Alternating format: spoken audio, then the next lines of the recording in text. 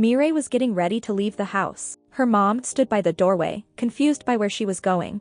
According to her schedule, Mirae was supposed to visit her grandmother at the hospital that day, but Mirae reminded her mom that she had already told her the day before that she was going to work. Her mom wasn't convinced. She asked if there was truly no one else who could take care of the strawberry field for the day. Since the caregiver was only starting next week, she asked Mirae to help out for now. But Mirae firmly said she had already made plans. Instead, she told her mom to inform her own work that she wouldn't be coming in today. Stunned, her mom didn't stop her.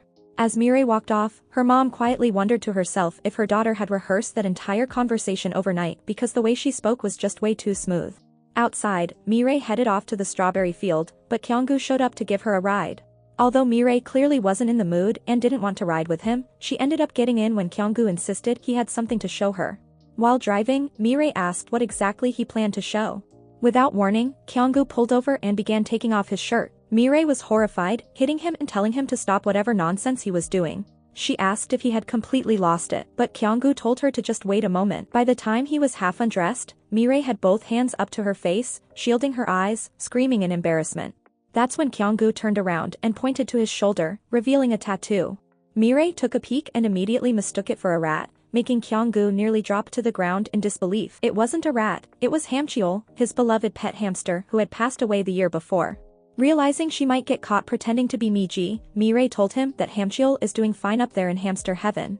She hurriedly pulls Gyeonggu's shirt down to cover him back up, but he still wants her to admire the tattoo, much to Mirae's growing headache. Once they arrived at the strawberry field, Gyeonggu offered to pick her up later. He pointed out how difficult it would be to find a taxi in the area. Mirae declined, saying she could go home by herself. But Gyeonggu reminded her she didn't bring her bike, and if she walked, she might end up running into a wild boar again.